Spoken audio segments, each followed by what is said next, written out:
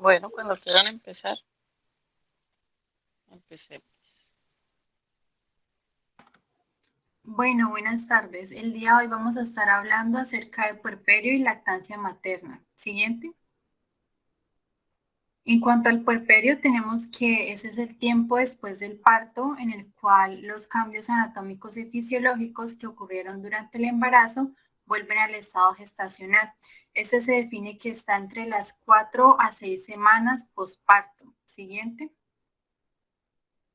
Entonces, dentro de los cambios que se darán, tendremos la involución del tracto reproductivo. Entonces, a nivel del canal del parto, la vagina y su salida van a disminuir de tamaño progresivamente. Sin embargo, rara vez vuelven a las dimensiones nulíparas.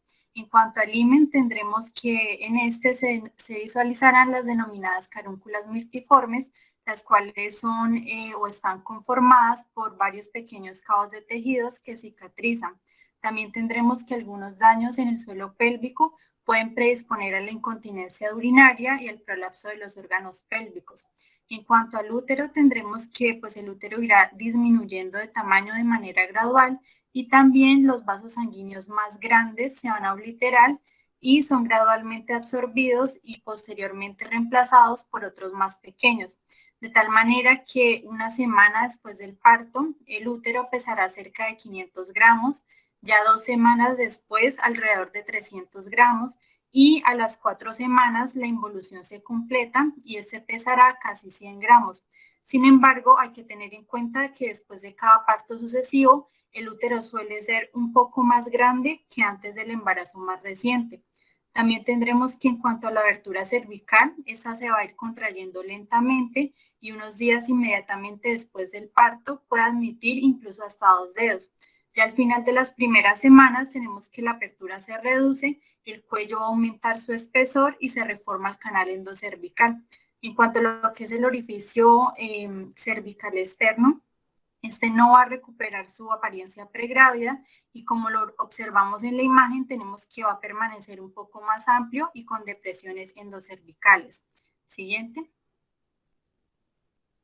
En cuanto a aspectos clínicos, tenemos que durante el puerperio se pueden presentar dolores posparto.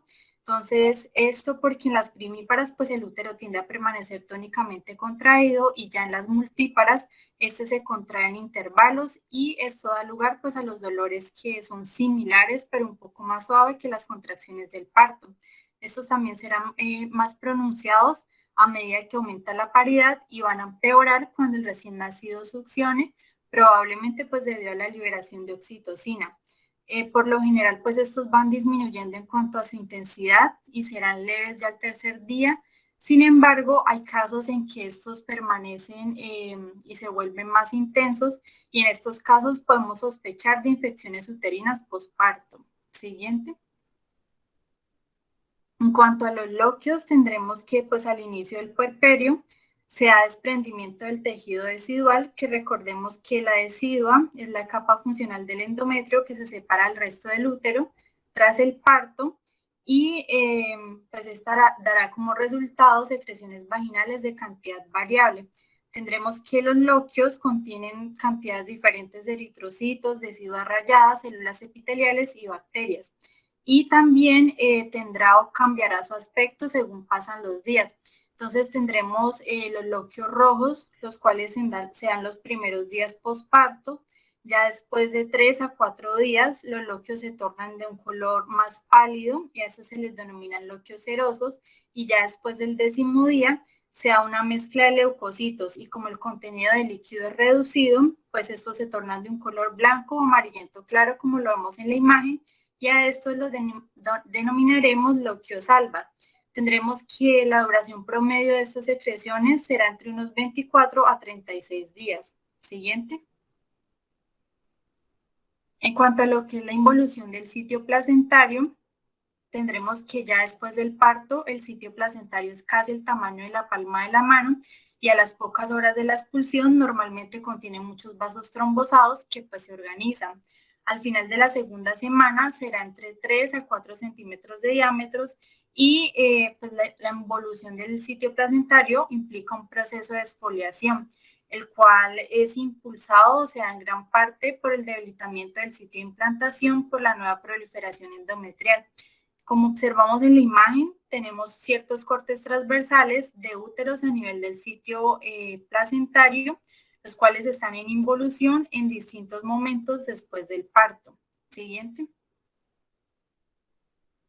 Otros aspectos clínicos a recalcar, tendremos la hemorragia posparto tardía, que se da pues, durante el puerperio, la cual se define como la hemorragia 24 horas a 2 semanas después del parto. Entonces, en estos casos se puede identificar porque la frecuencia del sangrado es mayor y puede deberse ya sea a una retención de fragmento placentario o a un pseudoaneurisma de la arteria uterina. Entonces, en los casos en que es debido a retención de un fragmento placentario, tenemos que los productos retenidos sufren necrosis y pues eventualmente van a formar el denominado pólipo placentario, el cual se escara y se separa del endometrio y esto pues puede producir la hemorragia de manera enérgica. En cuanto a la subinvolución uterina, tenemos que en algunos casos el proceso normal de involución puede verse obstaculizado ya sea por una infección, por retención de fragmentos de la placenta u otras causas. Entonces, en estos casos van a haber bloqueos prolongados, así como pues un sangrado uterino irregular.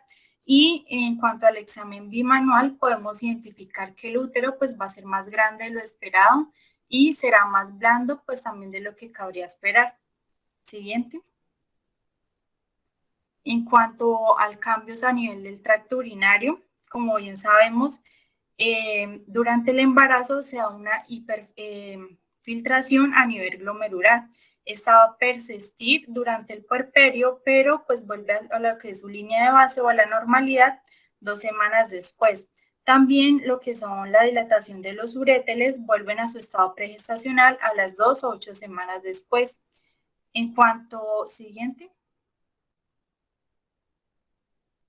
En cuanto a lo que es el volumen de sangre y sangre, tendremos ciertos cambios hematológicos en la coagulación. Entonces se puede presentar leucocitosis y trombocitosis marcadas que pueden ocurrir durante y después del parto. También el nivel de fibrinógeno en plasma se mantiene aumentado, al menos durante la primera semana. Y pues igualmente se mantendrá el estado de hipercoagulabilidad, lo que hace que haya unas mayores probabilidades de trombosis venosa profunda y embolia pulmonar durante las 12 semanas posteriores al parto. En cuanto a la hipervolemia pues fisiológica del embarazo, tenemos que esta se pierde como hemorragia posparto, llevando a que la mujer casi inmediatamente recupere su volumen no pregestacional. Sin embargo, tendremos que, pues en ciertos casos, no se pierde la totalidad del volumen y el volumen de sangre por lo general regresará a su nivel en un tiempo de una semana. En cuanto al gasto cardíaco, ese igualmente permanece elevado durante 24 o 48 horas después del parto y va a disminuir a los valores pregestacionales en 10 días. Siguiente.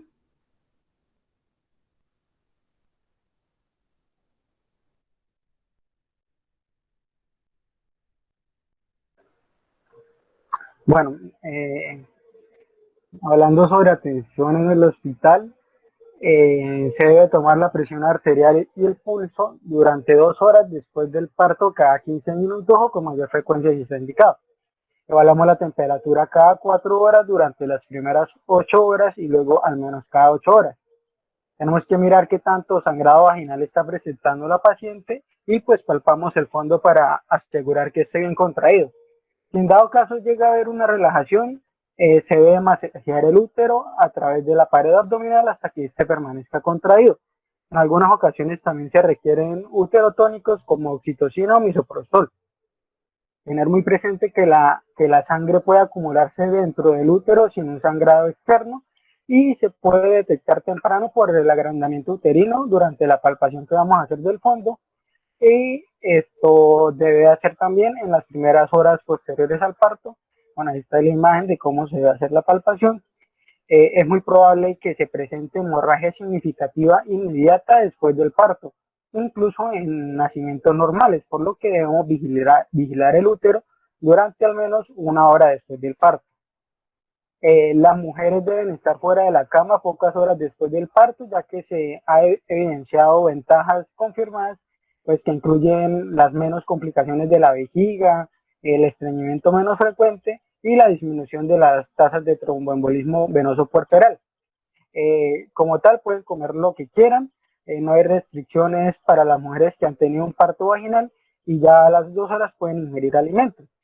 Con la lactancia materna es recomendado aumentar tantico el nivel de calorías y proteínas consumidas, pero si la madre no amamanta, y esperamos que no sea el caso, los requisitos dietéticos son los mismos que para una mujer no embarazada. Es recomendable la administración oral de suplementos de hierro durante al menos 3 meses después del parto y evaluar el hematocrito en la primera visita postparto. Como saben, la baja en los niveles de estrógeno siguen a la eliminación de la placenta. Como reminiscencia de la menopausia, las mujeres después del parto pueden experimentar sofocos, en especial durante la noche. Tener en cuenta que la temperatura de la paciente se va a evaluar es para distinguir estos procesos que son más que todo vasomotores fisiológicos de una posible infección. En mujeres con migraña, el hipoestrogenismo puede desencadenar esto y es importante destacar que los dolores de cabeza intensos deben diferenciarse de los dolores de cabeza espinal o las complicaciones hipertensivas. Siguiente. Tenemos que incitar a la mujer para que realice limpieza vulvar, que debe ser de anterior a posterior, o sea, de la vulva hacia el ano. Aplicar compresa fría al perineo puede ayudar a reducir el edema y la incomodidad durante las primeras 24 horas si hay una laceración perineal o por la episiotomía. También ayuda la aplicación periódica de aerosoles anestésicos locales. Si llega a quejarse de dolor extenso perineal, vaginal o rectal, debemos investigar y realizar una inspección y palpación cuidadosa. Las molestias intensas por lo general indican un problema, ya sea un hematoma dentro del primer día o hasta una infección después del tercer o cuarto día. Ya después de 24 horas del parto se puede usar calor húmedo provisto por los baños de asientos tibios para reducir el malestar local. Ya la incisión de la episiotomía por lo regular está curada y casi asintomático en las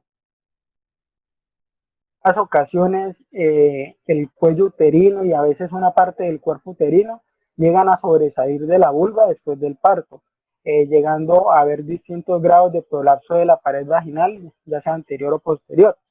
Los síntomas van a ser una masa palpable en o más allá del introito, también dificultades para la evacuación o sensación de presión.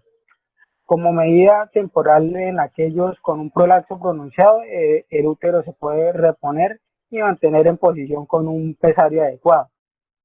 Las venas hemorroidales suelen estar congestionadas y la trombosis es común y puede ser promovida por los pujos que se dan durante la segunda etapa. El tratamiento va a ser de anestésicos de aplicación tópica, los baños tibios y agentes suavizantes de heces. Siguiente. Bueno, en la mayoría de las unidades de suministro, pues los líquidos intravenosos se van a infundir durante el parto y cerca de una hora después del parto.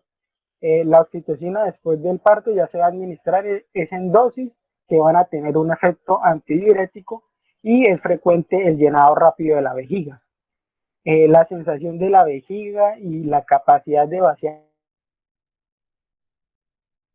analgesia local o por conducción, o también puede ser porque los traumatismos en la vejiga, por la episiotomía o por las ulceraciones o por un parto vaginal quirúrgico.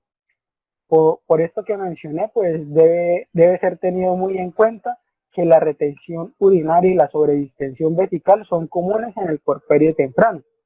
Los factores de riesgo que van a aumentar la probabilidad de la retención son la primiparidad, el parto por cesárea, laceraciones perineales y el parto inducido por aumentado por esta. También un parto vaginal quirúrgico, cateterismo durante el parto y una duración del parto que sea mayor a 10 horas. Ahora, para prevenir la sobredistensión vesical aún más, es necesario la observación después del parto para garantizar que la vejiga no se llene en exceso y que se vacíe de manera adecuada con cada vaciado. Detectar una vejiga agrandada pues no es nada del otro mundo. Como veíamos en la rotación de Uro el semestre pasado, el doctor muy bien decía que es evidente observar cómo se agranda por encima del ombligo y se denota esa protrusión, o también se puede palmar de manera suprapúbica. Si una mujer no ha vaciado la vejiga dentro de las 4 horas posteriores al parto, es probable que ya no lo vaya a hacer. Y si tiene problemas para vaciarla inicialmente, también es probable que vaya a tener aún más problemas. Y se debe completar un examen para determinar hematomas perineales y del tracto genital. Con una vejiga ya sobredistendida, se debe dejar un catéter permanente hasta que los factores que causan la retención hayan disminuido.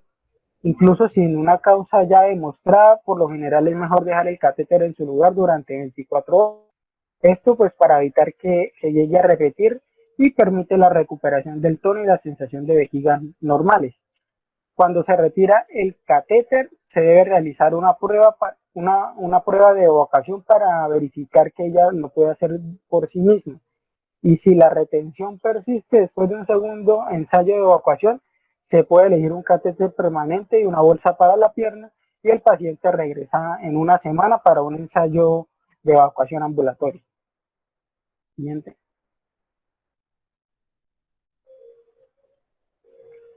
Bueno, durante los primeros días, en general, la madre puede sentirse incómoda por las secuelas, por la episiotomía, las laceraciones, la congestión mamaria y los dolores de cabeza posterior a la punción. Aquí los analgésicos leves que contienen codeína, aspirina o paracetamol, preferiblemente en combinación, se van a administrar cada 4 horas durante los primeros días.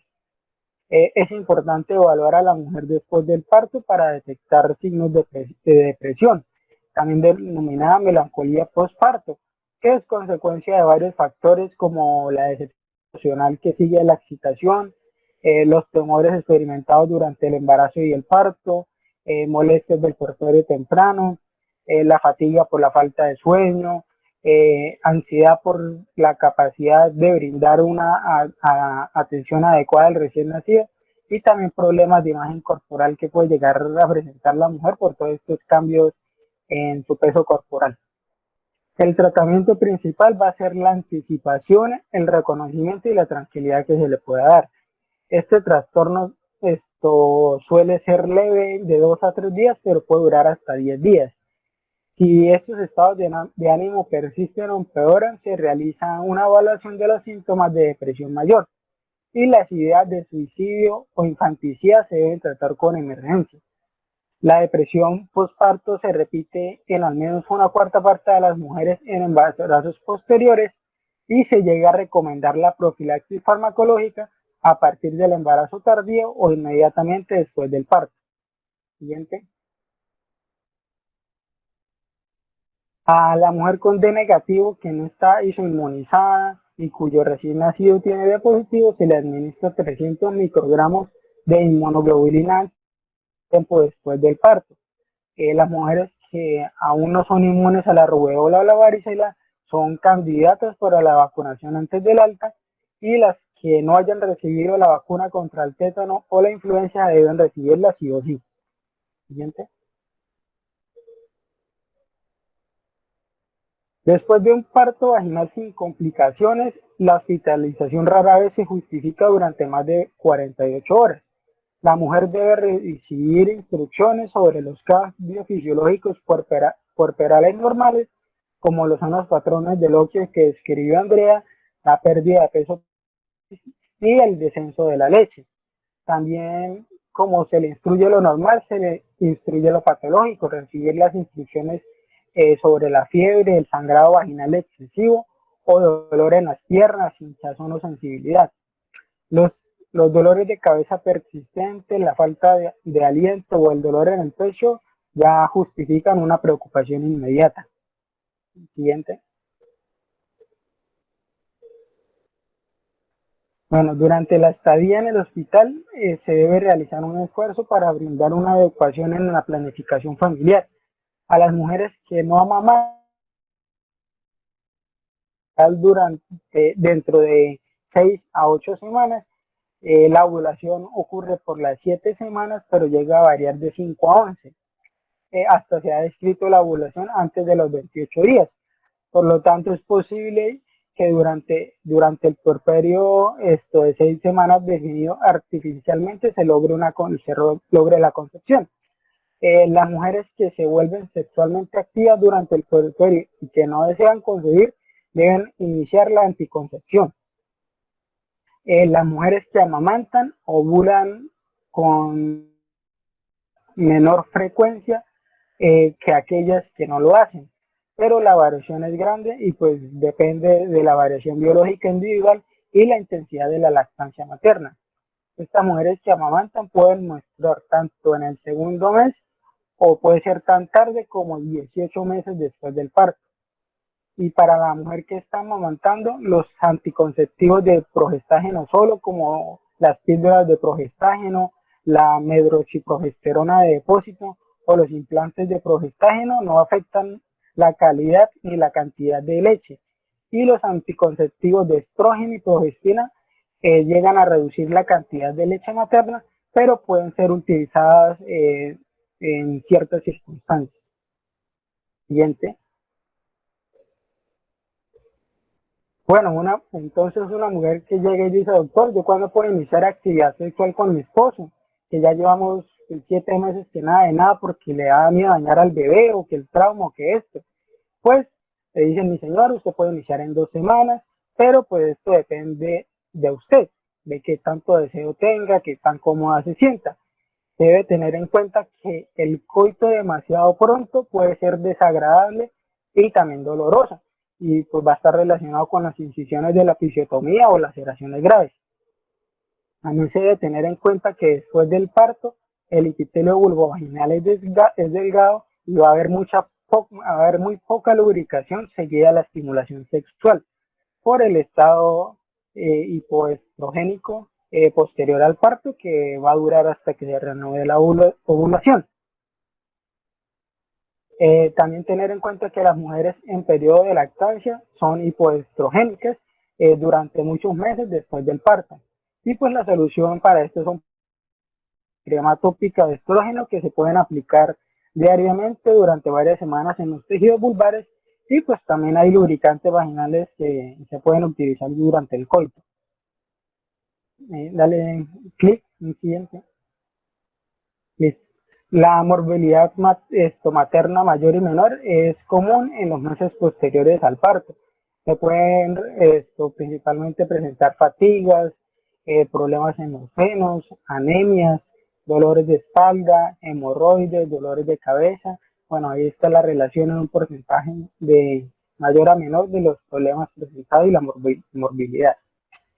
Como seguimiento, durante el alta, las mujeres que tuvieron un parto vaginal sin complicaciones pueden reanudar la mayoría de las actividades, incluidos el baño, la conducción y las funciones domésticas, pero eso depende de cada persona. Yo he escuchado que hay mujeres que no se bañan la cabeza durante no sé cuántos días. Las mujeres que dieron a luz por vía vaginal tenían el doble de probabilidades de tener niveles de energía normales en comparación con las que tuvieron un parto por cesárea. Y la Academia Americana de Pediatría y el Colegio Americano de Obstetras y Ginecólogos recomiendan. Esto pues ha demostrado ser bastante satisfactorio para identificar anomalías más allá del puerperio inmediato e iniciar prácticas anticonceptivas. Siguiente. Bueno, en cuanto a lo que son las complicaciones puerperales, siguiente, tendremos que, pues este periodo, como bien sabemos, es susceptible a varias complicaciones. Sin embargo, pues la infección de los órganos pélvicos sigue siendo una fuente importante de morbilidad y mortalidad materna. Tendremos que, en cuanto a la infección pélvica puerperal, esta se va a definir como cualquier infección bacteriana del tracto genital después del parto. Estas infecciones, así como lo que es la preeclampsia y la hemorragia obstétrica, construyen la tríada letal de las causas de muerte materna antes y durante el siglo XX. En cuanto a lo que es la fiebre puerperal, tendremos que factores infecciosos y no infecciosos pueden causar fiebre puerperal, la cual estará caracterizada porque se presenta una temperatura de 38 grados o superior. Dentro de las posibles causas de fiebre puerperal estará infección del tracto genital, también puede ser por infección pélvica virulenta, por estreptococo del grupo A. Entonces, en estos casos se sospecha cuando hay fiebres en picos mayores de 39 grados, también que se desarrollan dentro de las primeras 24 horas después del parto. Otra de las posibles causas puede ser por congestión mamaria. Entonces, tenemos que se puede dar en aproximadamente el 15% de las pacientes que no amamantan y por tanto pues desarrollan fiebre posparto por esta congestión mamaria. También puede verse a infecciones del tracto urinario, a laceraciones perineales y episiotomía o incisiones abdominales y a complicaciones respiratorias. Tendremos que en este caso la telectasia después del parto a través de cesárea es causada por la hipoventilación y se previene mejor mediante la tos y la respiración profunda en un horario fijo después de la cirugía. Se cree que la fiebre que puede estar asociada con la telectasia proviene de la flora normal que prolifera de manera distal, obstruyendo lo que son los tapones mucosos. Siguiente.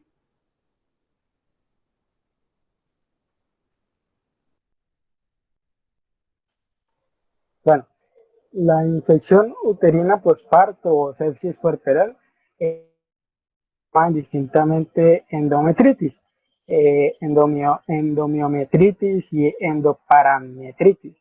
Esto debido a que la infección implica no solo la desúida, sino también el miometrio y los tejidos parametriales. Es preferible usar el término ahora de metritis con celulitis pélvica. Dale siguiente. Bueno, la vía del parto es el factor de riesgo más significativo para el desarrollo de la infección uterina. Es 25 veces mayor la muerte con la cesárea que con el parto vaginal. A la rotura de la membrana, el trabajo de parto prolongado y los múltiples exámenes cervicales, la frecuencia de la metritis después del parto vaginal es de un 5 a un 6%. Debido a la significativa morbilidad después de la histerotomía, se recomienda la profilaxis antimicrobiana perioperatoria de dosis única para todas las pacientes que se someten a cesárea, la cual ha contribuido a disminuir la incidencia y la gravedad de las infecciones post-cesárea en el parto que cualquier otra intervención en los últimos 30 años, disminuyendo el riesgo de la infección pélvica puerperal en un 65 a 75%. Los factores de riesgo más importantes para la infección después de la cirugía incluían el trabajo de parto prolongado, la rotura de la membrana, exámenes cervicales múltiples y el monitoreo fetal interno. Las mujeres con todos estos factores a quienes no se les administró la profilaxis perioperatoria tuvieron una tasa de infección pélvica grave post-cesárea de un 90%. En general, es visto que la infección pélvica es más frecuente en mujeres con un estatus socioeconómico más bajo. Esto probablemente a la malnutrición, la falta de higiene. Otros factores asociados con un mayor riesgo de infección incluyen la anestesia general, el parto por cesárea para gestación múltiple, la edad materna joven y nuliparidad, la inducción del parto prolongado, la obesidad y un líquido amniótico teñido de meconio. Siguiente. Bueno, la infección puerperal después del parto vaginal involucra principalmente el sitio de implantación placentaria, la decidua y el miometrio adyacente o laceraciones cervicovaginales. Es la de una incisión quirúrgica infectada. Las bacterias que colonizan el cuello uterino y la vagina obtienen acceso al líquido amniótico durante el parto y después del parto ya van a invadir el tejido uterino desvitalizado. Con el tratamiento temprano la infección es contenida dentro de los tejidos parametrial y paravaginal, pero puede extenderse profundamente hacia la pelvis. Como tal, la fiebre es el criterio más importante para el diagnóstico de la metritis postparto. Se cree que el grado de fiebre es proporcional al grado de infección y al síndrome de 39 grados. Y los escalofríos es esto que acompañan a la fiebre van a sugerir una bacteremia o endotoxemia. Las mujeres por lo general se quejan del dolor abdominal y la sensibilidad parametrial se obtiene en el examen abdominal y el examen vaginal bimanual. Los leucocitos pueden variar de 15.000 a 30.000 células por microlitro, aunque se puede desarrollar también un olor desagradable y muchas mujeres tienen loquios de olor muy desagradable sin evidencia de infección. Algunas otras infecciones, en particular las causadas por el estreptococo hemolítico beta del grupo A, pueden estar asociadas con loquios escasos e inodoros. Siguiente. Bueno, ahora pasamos ya al tratamiento. Si se desarrolla metritis no extensa luego del parto vaginal, entonces suele ser suficiente el tratamiento con un antimicrobiano oral o con uno intramuscular. Y ya para infecciones moderadas e intensas sí se va a indicar terapia intravenosa con un antimicrobiano que sea de amplio espectro. Entonces, si se logra, generalmente se logra la mejoría a las 48-72 horas en casi el 90% de las pacientes que fueron tratadas con uno pues de los diversos regímenes que se analizan, ¿sí? Ahora, si luego de este tiempo se presenta fiebre persistente, entonces, ¿qué se debe hacer? Se debe buscar la causa de la infección y algunos de los ejemplos de esas causas serían, por ejemplo, un flemón parametrial o un área de celulitis intensa o una tromboflebitis pélvica séptica o, por ejemplo, una incisión abdominal o un absceso pélvico o también un hematoma que se haya podido infectar. Y importante también que la paciente puede ser dada de alta después de haber estado febril durante al menos 24 horas y no se necesita más terapia antimicrobiana oral. ¿Listo? Entonces, si queremos saber cuándo darle de alta a la mujer, ¿sí? Entonces sería después de haber cumplido ya 24 horas estando febril y no hay necesidad de darle pues más antimicrobianos orales. ¿Listo? Siguiente, por favor. Bueno, entonces, en cuanto a la elección de antimicrobianos, la terapia es básicamente empírica, pero el tratamiento inicial después del parto por cesárea se va a dirigir contra los elementos que son de la flora mixta, que ya pues los hemos mencionado previamente a lo largo de la charla y los tenemos aquí en este cuadro. Entonces tenemos, por ejemplo, la Escherichia coli, el gonococo, la Gardnerella vaginalis, etc. Y para las infecciones luego del parto vaginal, el 90% responde a ampicilina más gentamicina o a regímenes que sean pues similares. Mientras que ya la cobertura anaeróbica se incluye para las infecciones después del parto por cesárea. Siguiente, por favor. Entonces, aquí tenemos diversos regímenes antimicrobianos para infecciones pélvicas después del parto por cesárea. Entonces, tenemos clindamicina más gentamicina, que es la más común, es el gold estándar, entre el 90 y el 90% de eficacia y pues va a ser solamente con gentamicina una vez al día, más la ampicilina que se agrega un síndrome, pues si la paciente tiene sepsis o si hay alguna sospecha de infección enterocócica. Luego tenemos la clindamicina más Astronam. Entonces aquí vamos a cambiar la gentamicina por Astronam. ¿En qué pacientes se haría? En las pacientes que presenten insuficiencia renal. ¿Listo? Entonces esa es la indicación, pacientes con insuficiencia renal. Les damos con Astronam. También tenemos penicilinas de amplio espectro, como por ejemplo la piperacilina, la piperacilina tazobactam, la ampicilina sulbactam, etcétera, el ácido clavulánico, etcétera. Tenemos también la opción de las cefalosporinas, como por ejemplo cefotetán, cefoxitina y cefotaxina. Tenemos la vancomicina, que se adiciona a otros regímenes, los ya mencionados, cuando sospechamos que esa paciente está siendo infectada por Staphylococcus aureus. También tenemos la opción de darle metronidazol más ampicilina más gentamicina. ¿Por qué? Porque el metronidazol tiene mayor cobertura para los microorganismos anaerobios. Y tenemos los carbapenems, como por ejemplo imipenem, más cilastatina, tenemos meropenem y tenemos ertapenem. Entonces, ¿qué pasa? El ertapenem se reserva para indicaciones especiales, como por ejemplo infecciones no obstétricas graves. ¿Listo? Siguiente, por favor. Ahora vamos a pasar a la profilaxis perioperatoria. Pues el uso de la profilaxis perioperatoria es frecuente en obstetricia, pero no hay según la literatura, no hay ningún estudio riguroso específico que haya evaluado como que proporcionar profilaxis después del parto vaginal quirúrgico o la extracción manual de la placenta pues tenga como mejoría, ¿sí? Pero pues como que en la práctica sí se usa y se sabe que es así.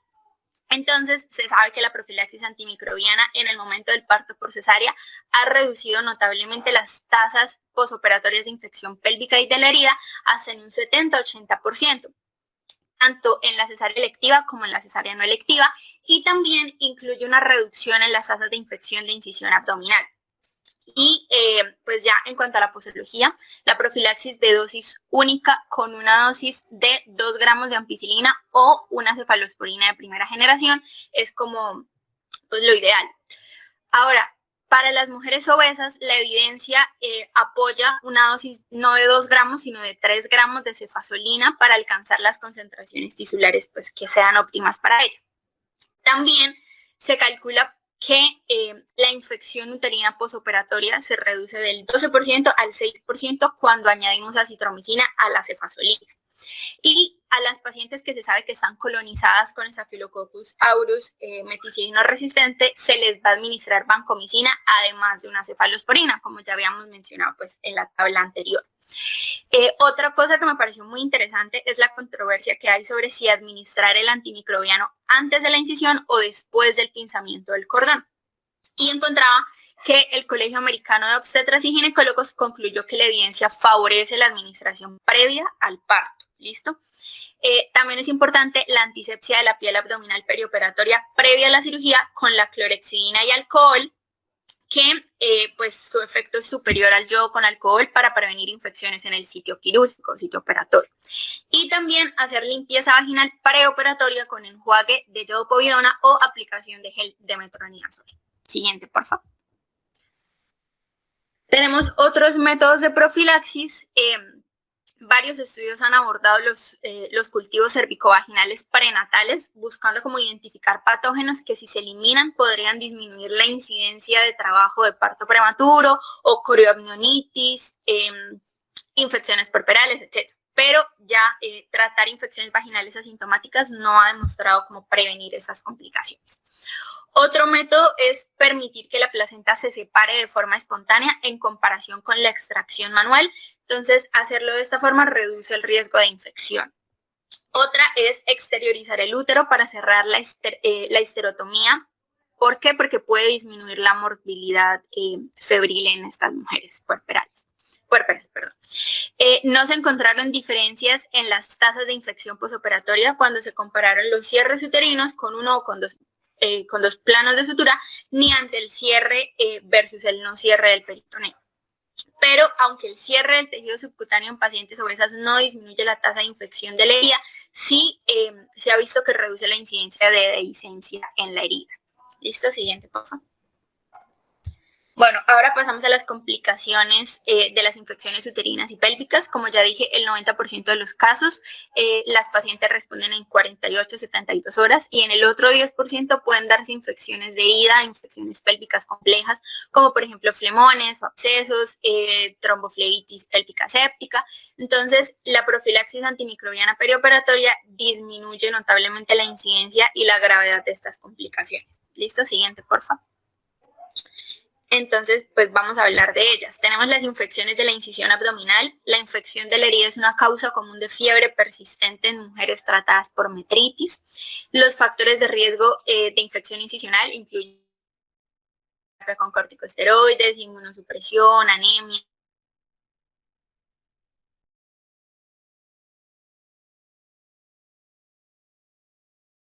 de polipropileno o nylon entra a 2 o 3 centímetros desde un borde de la herida, la cruza para atravesar todo su grosor y sale a 3 centímetros del otro borde de la herida. En la mayoría de los casos, las suturas se pueden quitar aproximadamente a los 10 días. ¿Listo? Siguiente, porfa.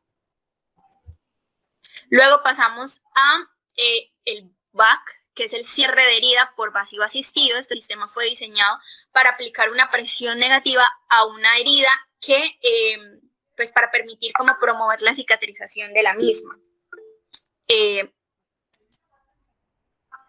Gracias, doctora, qué pena.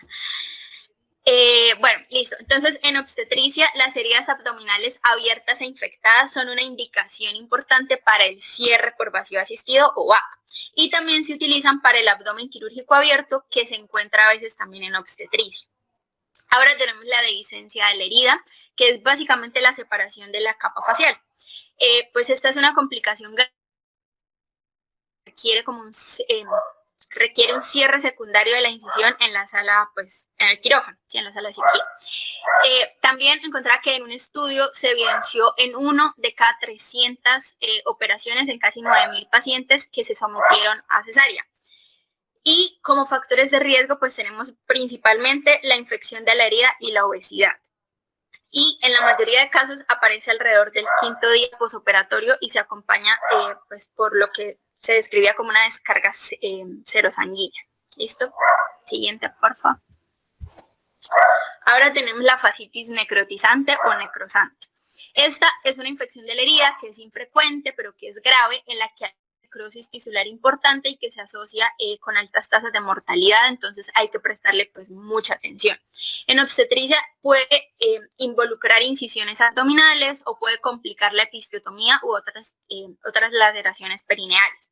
Los principales factores de riesgo que tienen esta complicación son la diabetes, la obesidad, la hipertensión, que pues como sabemos son muy comunes en las gestantes. Esta suele ser polimicrobiana por organismos de la flora vaginal normal, puede afectar la piel, los tejidos subcutáneos superficiales y profundos, y pues básicamente cualquiera de las capas faciales a nivel abdominopélvico. Y si el músculo llega a estar también involucrado, no va a ser fascitis, sino miofascitis, ¿listo? Así se conoce, miofascitis. Generalmente, pues los síntomas aparecen a los 3 o 5 días, pero a veces puede ocurrir antes. En un estudio encontraba que 9 de cada 5.000 cesáreas se complicaron y de esas 9, en 2 fue fatal. Por eso el diagnóstico precoz, el desbridamiento quirúrgico, los antimicrobianos y los cuidados intensivos que se puedan tener con esta mamita son fundamentales para tratar con éxito las infecciones necrotizantes de los tejidos blandos. Siguiente, por favor. Ahora pasamos a los abscesos anexiales y la peritonitis. Entonces tenemos el absceso ovárico, que rara vez se desarrolla en el puerperio y son por invasión bacteriana a través de una hendidura en la cápsula ovárica. Suele ser unilateral. Típicamente se da a 1 o 2 semanas después del parto y la rotura es común y la peritonitis, pues secundaria a esa rotura, puede ser grave. Entonces hay que prestar mucha atención. Entonces, pues también tenemos la peritonitis, es poco frecuente luego de una cesárea, casi siempre se da entonces luego de una metritis o por la rotura del absceso anexial que ya mencionamos o por una lesión intestinal intraoperatoria que no se haya advertido oportunamente. El dolor puede aparecer, puede ser intenso, pero con frecuencia los primeros síntomas de peritonitis son básicamente los del hilio paralítico. Aquí es importante saber que si la infección comienza en un útero intacto y se extiende al peritoneo, generalmente es suficiente solo el tratamiento antimicrobiano. Y si es causada por una necrosis incisional a nivel del útero o por perforación intestinal, debe llevarse de una vez a cirugía a la paciente. Siguiente, por favor. Luego tenemos el flemón parametrial.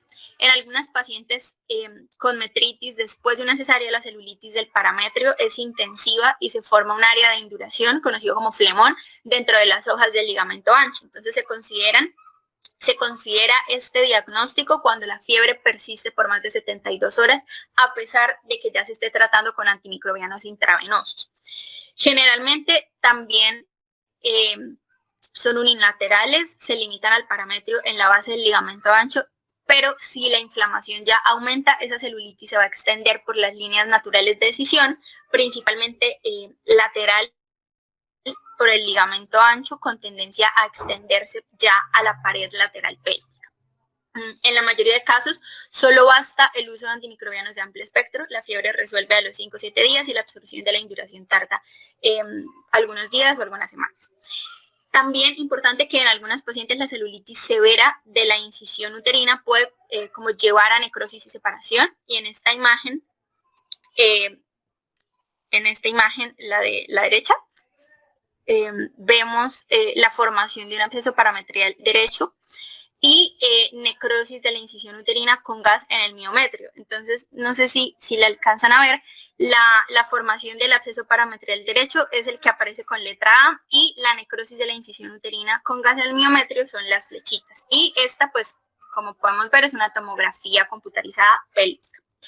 Y la cirugía se hace solo en las pacientes que se sospechen necrosis incisional uterina por ilio o por peritonitis y suele ser necesario realizar una histerectomía y desbridamiento. Siguiente, por favor. Entonces tenemos, importante, algunos estudios imagenológicos. Tenemos la tomografía computarizada y la resonancia magnética. Entonces, según estudios, en la tomografía computarizada se encuentra al menos un hallazgo radiológico anormal en el 75% de las pacientes. O sea, de 4 pacientes a las que se le hace tomografía, en 3 vamos a encontrar al menos un hallazgo radiológico anormal. Y generalmente son lesiones no quirúrgicas, pero estos hallazgos siempre deben interpretarse dentro del contexto clínico, ¿sí? Entonces no nos podemos basar solamente en ese hallazgo y ya pues hacer un diagnóstico, sino interpretarlo con el contexto clínico de esa paciente particular. En algunos casos los abscesos se pueden diseccionar anteriormente y drenarlos con aguja guiados por la tomografía computarizada o diseccionarlos posteriormente con una colpotomía. En esta imagen podemos ver una infección por histerotomía necrótica. Aquí la celulitis grave de la incisión uterina causó una dehiscencia con una fuga posterior en la cavidad peritoneal. Siguiente, por favor. Luego pasamos a la tromboflebitis pélvica séptica. Antes del uso de antimicrobianos, esta fue una complicación muy frecuente, pero ahora la tasa de mortalidad y la necesidad de cirugía disminuyeron pues por los antimicrobianos.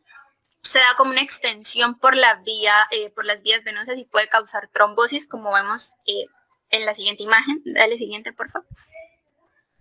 ¿Listo? Entonces aquí las venas ováricas pueden luego involucrarse porque drenan la porción superior del útero y por tanto el sitio de implantación placentaria. En una cuarta parte de las pacientes el coágulo se extiende hacia la vena cava inferior y en ocasiones a la vena renal. Se encontró una incidencia de 1 por cada 9.000 gestantes después del parto vaginal y una en 800 después del parto por cesárea.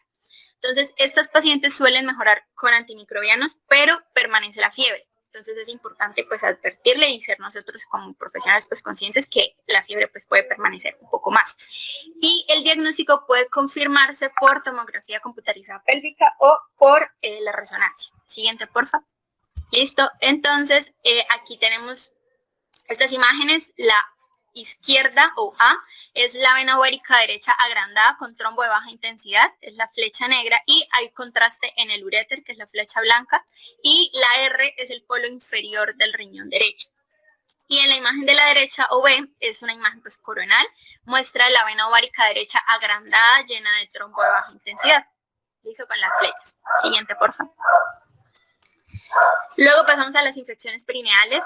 Las infecciones por episiotomía no son comunes porque la operación se realiza ahora con mucha menos frecuencia, pero la infección sumada a la dehiscencia sí es preocupante y hay que prestarle mucha atención.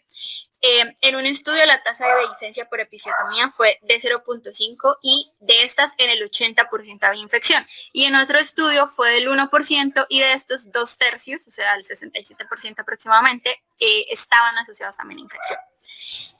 También se sabe que el esfínter anal se interrumpe en el momento del parto, entonces la tasa de infección posterior es mayor, aproximadamente el 20%, y es probable que se afecte por el tratamiento antimicrobiano pues intraparto. Y aunque el shock séptico potencialmente mortal es raro, aún puede como ocurrir como secundario a un como resultado de una episiotomía infectada. Siguiente, por favor. Ahora tenemos la patogénesis y el curso clínico. La dehiscencia de la episiotomía se va a asociar a infección, trastornos de la coagulación, al tabaquismo, a infección por el virus de papiloma humano, entre otras cosas. Algunos síntomas van a ser principalmente dolor local y disuria, sea con o sin retención urinaria. También vamos a encontrar secreción purulenta y fiebre. Las laceraciones vaginales también pueden infectarse directamente o por extensión del perineo, que se vuelve rojo, se vuelve inflamado y puede ponerse necrótico y desprenderse o causar también una linfangitis. ¿Listo? Y en cuanto al tratamiento, las episiotomías infectadas se manejan similar a otras heridas quirúrgicas infectadas. Entonces vamos a hacer drenaje, se retiran las suturas, se hace desbridamiento de las heridas infectadas. Y en celulitis evidente, pero sin purulencia, basta con observación cercana y con antimicrobianos de amplio espectro. Siguiente, por favor. Luego pasamos a la reparación temprana de la episiotomía infectada. Entonces se hace al disminuir la infección, no antes, y algunos estudios han comprobado que sí es eficaz. Y en esta imagen encontramos pues como un protocolo preoperatorio para la reparación temprana de la episiotomía dehiscente. Entonces tenemos que abrir la herida, retirar las suturas y comenzar ahí sí con los antimicrobianos por vía intravenosa. Habla de unos cuidados de la herida, entonces básicamente vamos a hacer un baño de asiento varias veces al día o con hidroterapia. Se hace también analgesia o anestesia adecuadas, puede ser necesaria una analgesia regional o analgesia general los primeros desbridamientos. También se hace un lavado de la herida 2 por día con solución de iodopovidona. Se debe desbridar el tejido pues necrótico, cuidando pues no tocar mucho el tejido sano. Se debe hacer un cierre cuando la paciente ya, como habíamos dicho, ya esté febril y aparezca el tejido ya pues rosadito y predomina el tejido de granulación ya saludable, sano. Y finalmente pues preparación intestinal para la reparación de 4º grado. Siguiente, por favor. Bueno, y antes el cierre secundario de la episiotomía se debe realizar siempre en capas y el cuidado postoperatorio debe incluir pues el cuidado local, pues estar muy pendiente del progreso de la paciente. Entonces ahora tenemos el síndrome del shock séptico. Para finalizar esta parte, esta es una enfermedad afebril aguda que tiene pues un trastorno multisistémico grave y tiene una tasa de letalidad del 10 al 15%, entonces hay que prestarle mucha atención también. Los hallazgos que vamos a encontrar aquí pues generalmente son fiebre, cefalea, confusión mental, erupción eritematosa macular difusa, edema subcutáneo, náuseas, vómitos, también puede haber diarrea acuosa, hemoconcentración marcada, entre otros. Se puede dar una secuencia rápida de insuficiencia renal y hepática, coagulopatía intravascular diseminada y colapso circulatorio. Entonces, hay que actuar rápido con estas pacientes. Importante también que se asocia a Staphylococcus aureus, específicamente a una exotoxina estafilocócica llamada síndrome del choque tóxico, toxina 1, que lo que va a hacer es causar las manifestaciones clínicas al provocar una lesión endotelial profunda. Y al menos de 10 a 20% de las embarazadas tienen una colonización vaginal con Staphylococcus aureus. Entonces hay que prestar bastante atención también a eso. El diagnóstico y el tratamiento tardío siempre se van a asociar a una mayor mortalidad materna. La terapia principal va a ser de apoyo mientras se le da la reversión de la lesión endotelial capilar y pues se va a tratar básicamente con antimicrobianos que cubran el estafilococo, los estreptococos y si hay alguna infección pélvica también debe cubrir infecciones polimicrobianas. Siguiente, por favor. Gracias. Bueno, entonces ahora vamos a hablar un poco acerca de la lactancia materna. Siguiente, por favor. Bueno, para empezar, pues vamos a recordar un poco la anatomía de los senos y de los productos secretores. Vamos a ver entonces que cada glándula mamaria se compone de 15 a 25 lóbulos aproximadamente y estos van a estar separados por tejido graso que pues ya depende como tal de cada mujer. Cada lóbulo a su vez va a estar compuesto de lobulillos y cada lobulillo a su vez, siguiente por favor, va a estar compuesto de alvéolos como lo vemos en la imagen.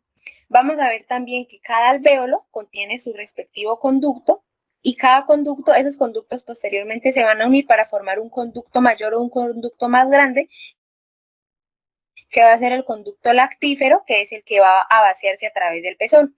El epitelio secretor alveolar es el que se va a encargar de sintetizar los componentes de la leche. Entonces, lo que vemos en la imagen como letra A o el fondo que se ve dentro del alvéolo es lo que se denomina el lumen alveolar. Y las fibras que se ven en el alvéolo del medio van a ser las fibras mioepiteliales. Entonces, las fibras que se encuentran, lo que está como letra M en la imagen, son las que se van a encargar de expulsar o de sacar esas secreciones a través del conducto para que así puedan llegar hasta el pezón. Siguiente. Después del parto, los senos van a comenzar a secretar calostro, que es lo que posteriormente se va a convertir en leche madura. El calostro tiene un color amarillo de limón intenso y tiene ciertas características que lo van a diferenciar de la leche madura. El calostro es rico en inmunoglobulina A, lo que va a permitir es proteger al recién nacido contra patógenos entéricos, contiene también minerales, aminoácidos, proteínas, y algo característico que lo diferencia de la leche madura es su menor cantidad de azúcar y de grasa. El calostro va a empezar a expresarse a través del pezón aproximadamente el segundo día del posparto y puede durar produciéndose entre 5 días y 2 semanas. Posteriormente se va a convertir en la leche madura. Este proceso, esta transición o esta conversión dura aproximadamente entre 4 y 6 semanas. Ya como tal, la leche madura pues es un líquido biológico que contiene grasas, proteínas, carbohidratos, factores bioactivos, minerales, vitaminas, hormonas y muchos productos celulares. Las mujeres pueden producir aproximadamente 600 mililitros diarios y esta cantidad va a depender de diferentes factores, como por ejemplo la edad, la salud, las necesidades que tenga el recién nacido, la alimentación que esté teniendo la madre en ese momento. Sin embargo, el aumento de peso de la gestación materna se dice que tiene poco impacto como en la cantidad o en la calidad de la leche. Algo característico de la leche madura ya es que contiene 3 proteínas que son únicas en ella: la alfa-lactoalbúmina, la beta-lactoglobulina y la caseína. Y adicional a ello, pues contiene lactoferrina, melatonina, oligosacáridos, ácidos grasos esenciales y contiene también factor de crecimiento epidérmico. El factor de crecimiento epidérmico es como muy especial acá porque al no ser digerido por las enzimas proteolíticas gástricas, va a permitir y va a ayudar al desarrollo y a la maduración de la mucosa intestinal del recién nacido. Respecto a las vitaminas, pues la leche madura también contiene alta cantidad de vitaminas. Sin embargo, la vitamina K y la vitamina D se encuentran en una baja cantidad, por eso es que al recién nacido se le va a administrar una dosis intramuscular de vitamina K. Siguiente, por favor. Respecto a la endocrinología de la lactancia, vamos a ver involucrada la progesterona, el estrógeno, lactógeno placentario, prolactina, cortisol y la insulina. ¿Qué pasa?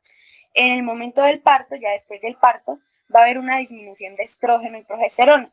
Esa disminución de la progesterona es lo que va a permitir que la prolactina estimule la producción de alfa-lactoalbúmina y lactosa sintasa.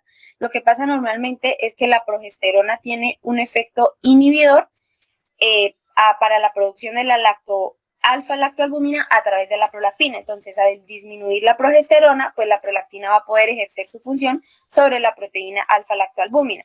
Esta proteína es la que se encuentra en mayor cantidad o es como la principal de la leche madura porque es la que se va a encargar de la digestión de la lactosa. Es por eso que es importante. Y también la lactosa sintasa, que va a estar encargada más que todo como en el control de la secreción.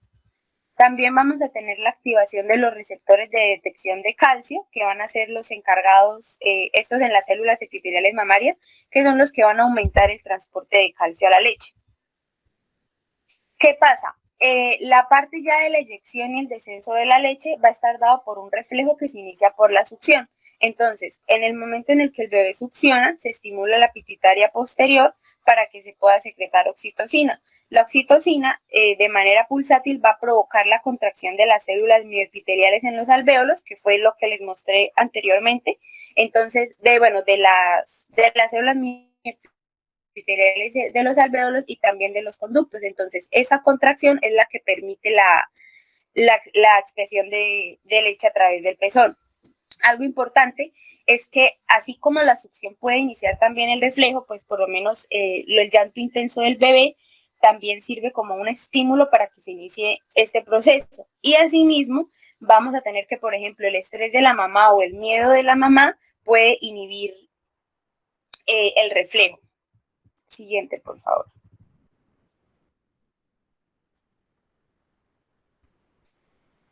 Respecto al amamantamiento, pues bueno, tenemos que va a ser un proceso beneficioso tanto para el bebé, para el feto, como para la madre, pues como ya sabemos, como les mencioné, la leche materna tiene todos los nutrientes, las vitaminas, señales biológicas que promueven el crecimiento, factores inmunológicos, sustancias antibacterianas, tiene todo lo que el bebé necesita, pues, para vivir y para nutrirse. Y la madre, a su vez, va a tener un menor riesgo de desarrollar cáncer de mama, por ejemplo, y también se dice que las mujeres después del parto, cuando amamantan, tienen un menor riesgo de retención de peso, pues por posparto, como les digo. La lactancia materna se recomienda que sea exclusiva hasta los 6 meses. La lactancia materna exclusiva pues se refiere a que el bebé sea alimentado en esos 6 meses solo con leche materna, que no tenga ningún consumo de otro tipo de alimento, ni sólido, ni líquido, ni siquiera el agua. Con la leche materna ya se dice que es suficiente. Y también se dice que en esos primeros 6 meses la demanda debe ser libre, es decir, tanto de día como de noche, en el momento en que el bebé pues esté llorando, lo pida, o incluso en el momento en que la mujer se sienta los senos llenos o los senos estén goteando. Y digamos, una pregunta también es cómo hasta cuándo se puede amamantar el bebé. Se dice que puede ser hasta los 2 años y medio más o menos, pero se debe tener en cuenta que a partir de los 6 meses el bebé ya necesita empezar a complementar su alimentación aparte de la leche materna. Entonces tenemos los 10 pasos para una lactancia exitosa, donde tenemos la política de lactancia escrita que se debe comunicar de manera regular al personal de atención médica, capacitar a todo el personal en las habilidades necesarias para implementar la política, informar a todas las mujeres embarazadas sobre los beneficios y el manejo de la lactancia materna, ayudar a las madres que inician la lactancia materna 1 hora después del nacimiento, mostrar a las madres cómo amamantar y cómo mantener la lactancia, incluso si deberían separarse de sus bebés, alimentar a los recién nacidos con leche materna, a menos que esté esto médicamente indicado, y en ningún caso proporcionar leche materna sustituta, biberones o chupetes de forma gratuita y bajo costo. Bueno, en lo que les decía de la leche materna exclusiva, no puede ser ni agua, ni siquiera agua, pero pues se permiten jarabes o gotas, pero tiene que estar ya indicado por el médico. Practicar alojamiento en la habitación, lo que permite que las madres y recién nacidos permanezcan juntos las 24 horas del día. Fomentar la lactancia materna libre de demanda, lo que les mencionaba, en el momento en que el bebé lo pida, de día, de noche. Ayudar a comenzar los grupos de apoyo a la lactancia materna y hacer referencia a la madre. Eso que ven a la izquierda es la imagen de la Liga Internacional de la Leche en Colombia. Esta es una página que se creó como con el fin de que las madres, sobre todo las madres primerizas, pudieran encontrar ayuda o información acerca de la lactancia materna. Entonces, digamos, la página se divide en preguntas frecuentes, hay videos también que les muestran a las mamás cómo realizar ciertos procedimientos, cómo acomodarse mejor al bebé, bueno, diferentes cosas por si quieren mirar y que también me pareció bueno que se puede recomendar a las mujeres. Siguiente, por favor. Bueno, respecto al cuidado de las mamas, los pezones requieren limpieza y atención a las fisuras de la piel. Las fisuras lo que van a generar, pues primero es una lactancia dolorosa y segundo que van a servir también como una puerta de entrada para agentes patógenos, para agentes bacterianos. Entonces lo ideal siempre es realizar una limpieza con agua y jabón, una limpieza suave y se recomienda que se haga antes y después de amamantar al bebé. En el momento en que se amamanta al bebé, muchas veces la leche se puede acumular en los pezones, se seca y eso puede generar irritación y puede generar fisuras, que es pues, lo que les mencioné, que puede llegar a generar infecciones. En caso ya de que haya irritación o fisura, se recomienda la anolina tópica o un protector de pezón 24 horas. Ya en el caso donde la fisura sea muy marcada, se recomienda que el bebé no se amamante por ese seno, sino que pues se amamante por el otro, y el seno que esté lastimado, de todas formas, pues debe bombearse y debe extraer la leche a través de un extractor. ¿Qué pasa? Estas fisuras se pueden se generan principalmente porque el bebé no tiene como un buen apego o no se está enganchando bien al seno de la mamá. Entonces, en esos casos es importante tener en cuenta, cuando hace la succión, el pezón se pega al paladar y eso genera la fisura. Entonces, es importante tener en cuenta que se tome el pezón y la areola para así distribuir uniformemente esa fuerza de succión que realiza el bebé. Siguiente. Respecto a las contraindicaciones para la lactancia, tenemos el consumo de drogas ilegales o el consumo de alcohol excesivo, un infante que padezca galactosemia, la infección por VIH, la tuberculosis activa o no tratada. Siguiente.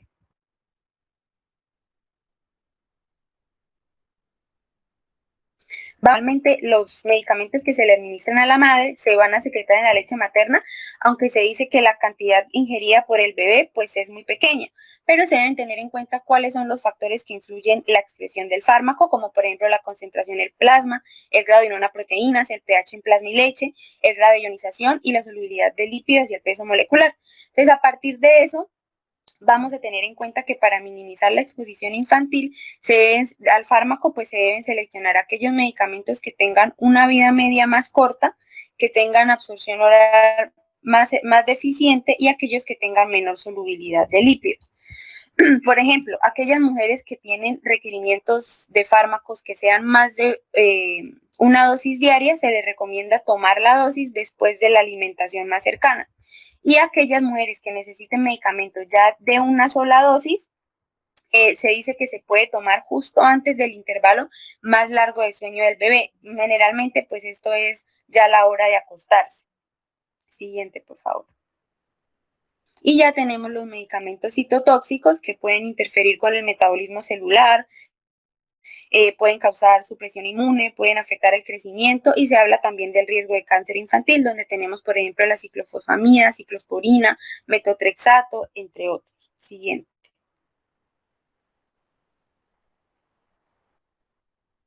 Vamos a ver que se pueden presentar ciertos problemas a la hora de la lactancia, como por ejemplo la congestión mamaria, aunque bueno, esta se da generalmente en las mujeres que no amamantan.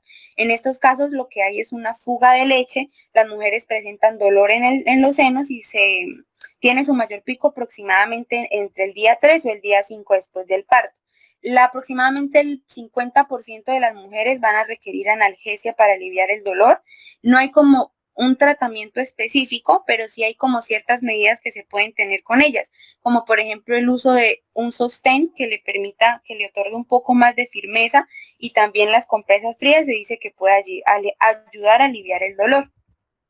Está también el pezón invertido, que es cuando los conductos lactíferos se abren de una manera directa a una depresión en el centro de la areola, entonces va a ser mucho más complicada la lactancia. Cuando la depresión del pezón no es profunda, se dice que la leche puede extraerse con un extractor, pero si ya el pezón está muy invertido, lo que se va a hacer es que en los últimos meses de embarazo se pueden hacer pues diariamente como intentos de extraer o provocar el pezón con los dedos.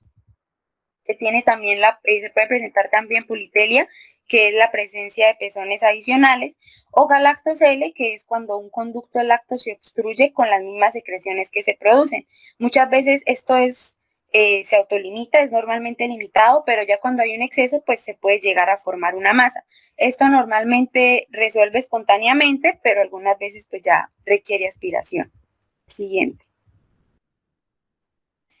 Algo importante que se debe tener en cuenta también es que la lactancia no debe ser dolorosa. Claro que al inicio, los primeros días, pues puede llegar a haber una molestia al inicio de la succión por la sensibilidad normal que tiene el pezón. Sin embargo, cuando el dolor persiste o cuando la molestia persiste, lo que puede estar pasando es que el agarre del bebé al seno no esté siendo correcto. Entonces, para eso hay como seis cosas que se pueden mirar o que se pueden tener en cuenta para ver si el bebé está teniendo un buen agarre. Entonces se va a mirar que el bebé tenga la nariz pegada al seno de la madre, que tenga la boca bien abierta y los labios hacia afuera, que el mentón esté tocando el seno, que las mejillas estén infladas y que el bebé succione todo el pecho y no solo el pezón, lo que les mencionaba antes, que no solamente sea el pezón, sino que la fuerza, sino que tenga el pezón y la areola para que la fuerza de succión esté bien distribuida. Siguiente, por favor.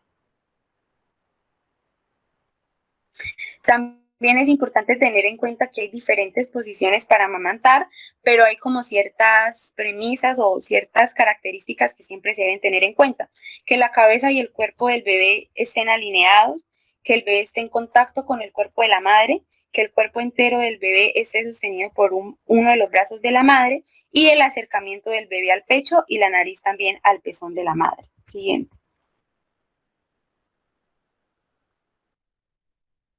Respecto a las infecciones de las mamas, vamos a tener algunos factores de riesgo, como las dificultades en la lactancia, los pezones agrietados, que son las mismas fisuras, el tratamiento con antibiótico por vía oral. Generalmente, el microorganismo más común es el Staphylococcus aureus en la mastitis, que es la más común. El Staphylococcus aureus se encuentra en aproximadamente un 40% de las pacientes con mastitis. Y también podemos encontrar el Streptococcus viridis.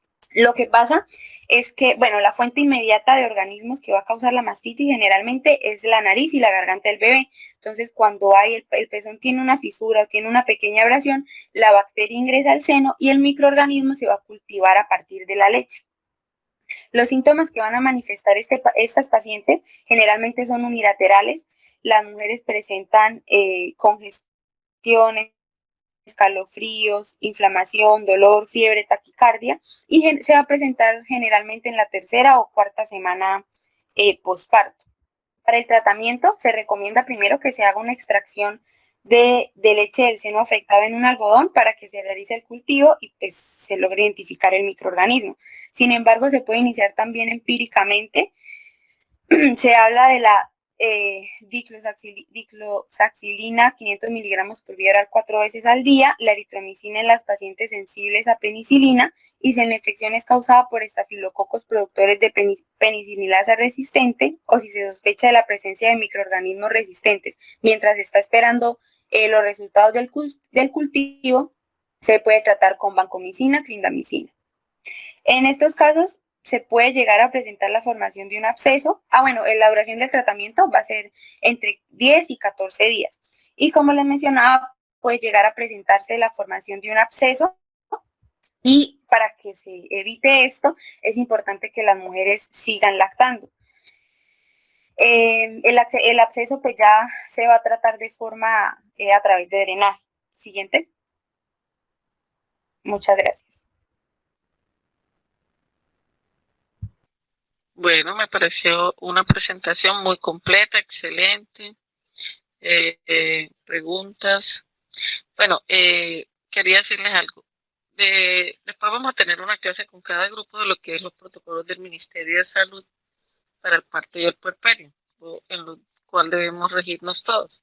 Entonces, recomendarles que después del parto, eso ya lo dijo su compañero, pero inmediatamente después del parto, las primeras 2 horas, es donde más se presentan las hemorragias postparto. Entonces debemos hacer el seguimiento cada 15 minutos de los signos vitales, del globo de seguridad, si tiene buen tono, del sangrado, de revisar el sitio de la episiografía, ver si no hay un hematoma. Entonces cada 15 minutos por las 2 primeras horas se debe hacer esa revisión. Si la paciente debe permanecer en el área de posparto inmediato.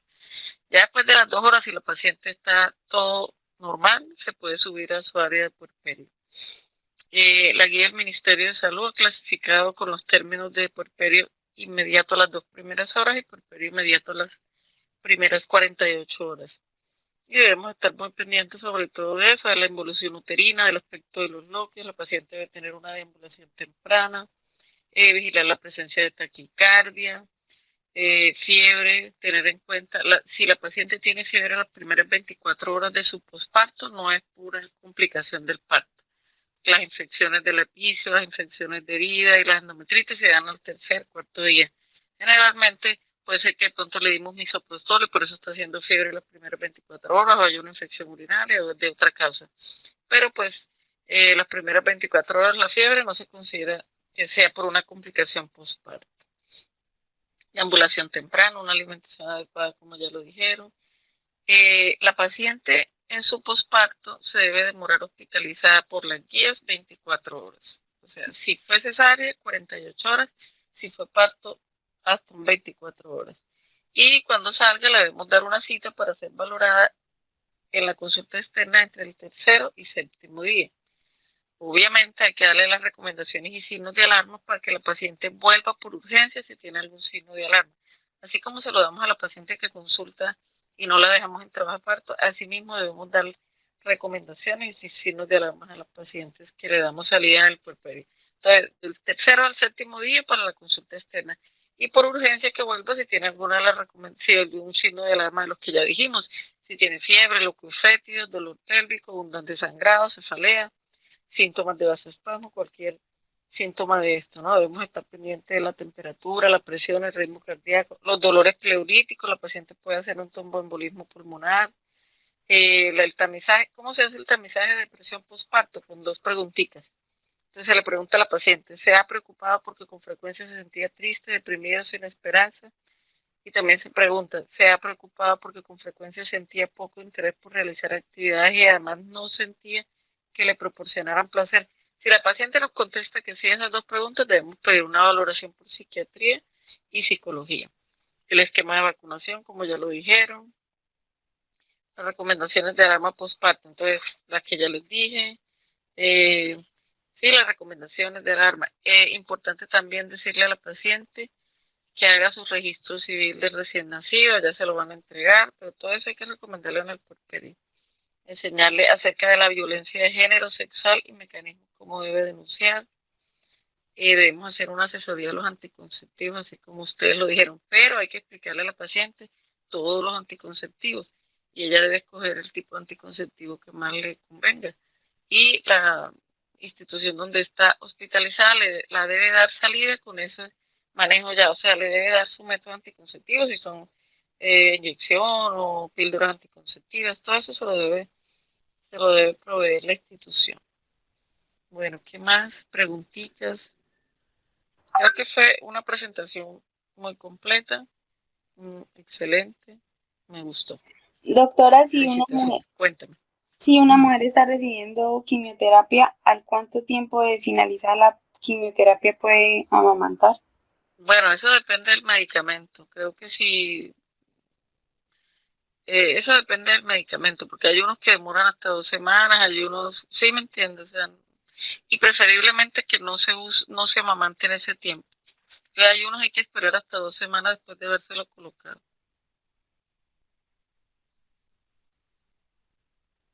Gracias. Sí, señora. Doctora, yo tengo una duda acerca de la mastitis. Cuando la mujer sufre esto, ¿es alguna contraindicación para que deje de lactar o sea, si hay un absceso en la mama, sí. O sea, no se lacta de ese lado, pero sí hay que extraer la leche, porque lo que se hace es que se formen los abscesos. Y las mastitis es el acúmulo de la leche. Entonces, en ese momento, si tiene un absceso en la mama, una mastitis, se lacta del otro lado, pero hay que extraer esa leche de esa mama, ¿no? Porque si no se va a seguir congestionando y esa es la causa por la que se forman los abscesos, la retención de leche.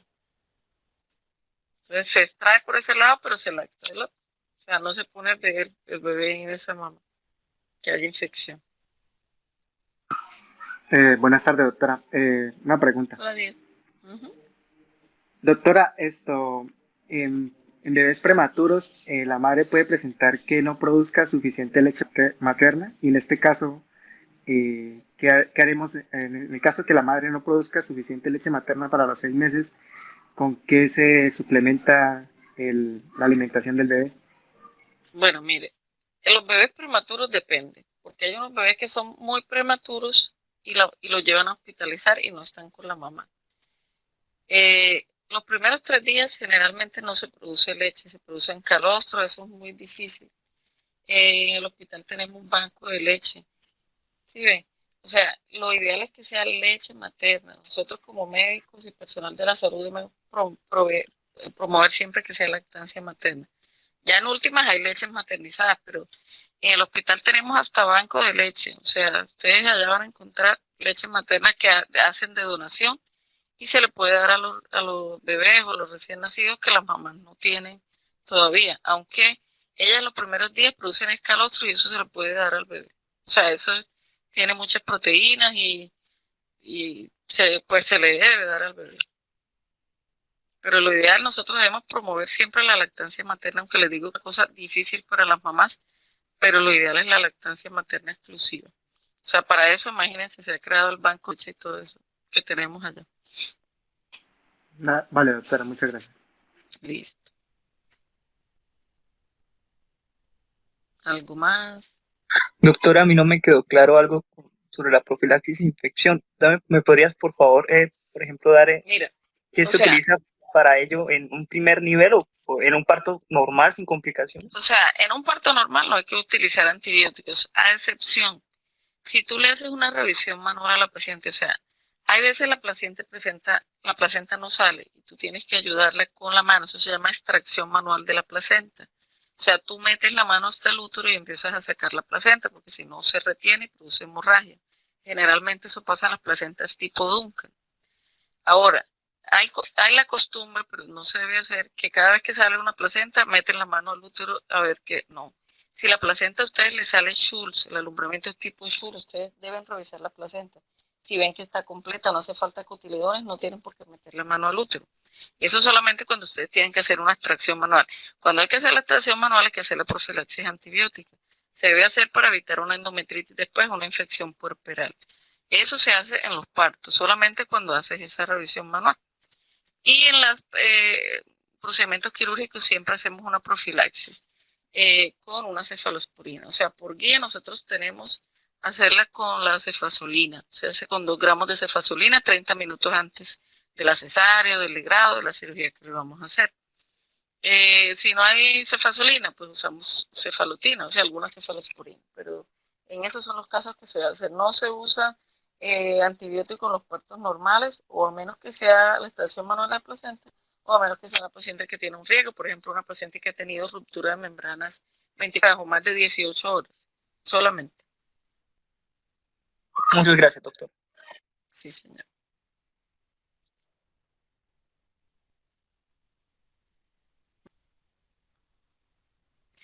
Bueno, si no hay más preguntas, la otra semana sí ya empezamos los grupos de rotación, que creo que ya van a empezar a ir. Tenemos los grupos de la mañana hacia la parte que son el mío con el doctor Rómulo y el del doctor Montoya Castro. El fin de semana nos comunicamos para yo darles la programación de cómo vamos a hacer los seminarios y todo esto, ¿listo? Yo les organizo y los temas que van a dar con ellos, con nosotros. Y entonces el fin de semana me escriben. Yo voy a tratar de hacerlo el viernes o sábado para tener lista la programación de mi primer grupo con el doctor Rómulo y del grupo del doctor Castro en Montoya. ¿Listo? Listo, doctora, nosotros iniciamos con usted. Ah, excelente. Entonces yo, con Rómulo y conmigo, nosotros generalmente les damos, son 4 clases cada uno. Entonces él y yo generalmente les damos 3 clases cada una y le colocamos una que ustedes nos presentan, pues para calificarlos y eso. Con el doctor Montoya y Castro, ustedes preparan los temas y los hacen así como hicimos hoy, pues, como un conversatorio.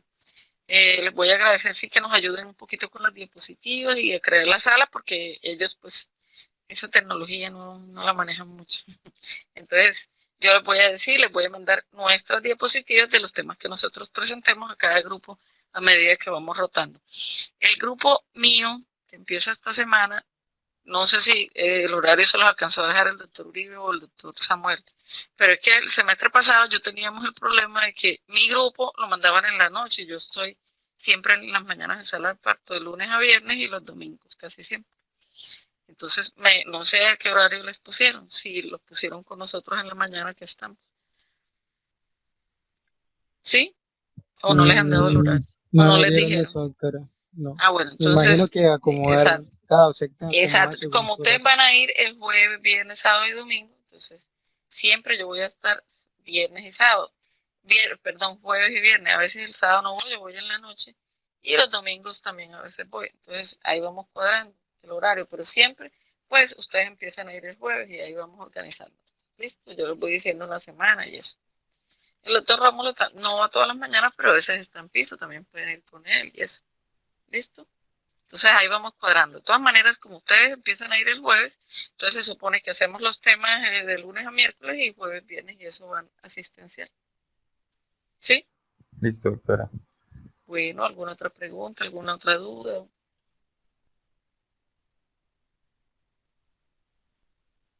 No. Doctora, qué pena, la misma urgencias obstétricas que es, aquí dice urgencias obstétricas A con el doctor Reinaldo Canchica, ¿es lo mismo o es otro grupo?